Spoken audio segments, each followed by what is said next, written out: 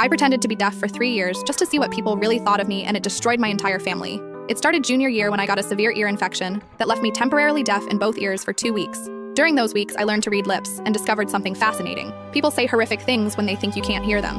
My hearing came back, but I didn't tell anyone. The first thing I learned was that my best friend Sarah called me pathetic behind my back. While sitting right next to me at lunch, she told Jessica how exhausting it was pretending to care about my problems. "She's so needy," Sarah mouthed while I stared straight ahead. My parents were worse. At dinner, my mom would silently mouth things like, "She's falling behind in everything," to my dad. He'd nod and mouth back, "It's probably just a phase." But the real revelation came from my sister Emma. Emma was 2 years older and the golden child. Straight A's, varsity soccer, early admission to Stanford. I thought we were close. I was wrong. One night, Emma brought her boyfriend over to study. I was in the living room, supposedly doing homework. They sat at the kitchen table where I could see them perfectly. "Is she always this pathetic?" her boyfriend asked, gesturing toward me. Emma laughed. "Pretty much. My parents baby her because she's the disappointment. They've basically given up on her being successful like me. Doesn't that bother you?" "Are you kidding? It makes my life easier. They expect nothing from her, everything from me." I kept my face neutral, but inside I was planning my revenge. For 3 years, I documented everything.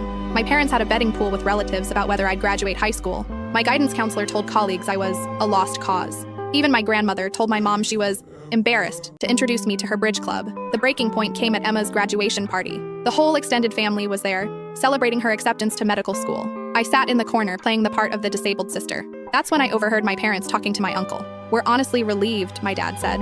"At least one of our kids turned out normal. We can focus our college fund entirely on Emma's medical school now." My mom nodded. "The deaf one will probably qualify for disability benefits anyway. We don't have to worry about her future anymore." They were planning to abandon me financially because they thought I was disabled. I stood up, walked to the center of the room, and clapped my hands loudly. "Can everyone hear that?" I asked clearly. The room went silent. Emma's face went white. "Because I can hear everything," I continued. "Every cruel word, every whispered insult, every plan you've made behind my back for 3 years." My mother's mouth fell open. "What do you mean?" "I mean I've been able to hear perfectly since junior year. I just wanted to see what kind of people my family really were when they thought I couldn't hear them." I pulled out my phone and played a recording. My parents discussing how much money they'd save by not sending the defective one to college. Emma started crying. "We didn't mean—" "Yes, you did." I cut her off. I turned to my parents. "You raised me for 18 years, then wrote me off the moment you thought I had a disability."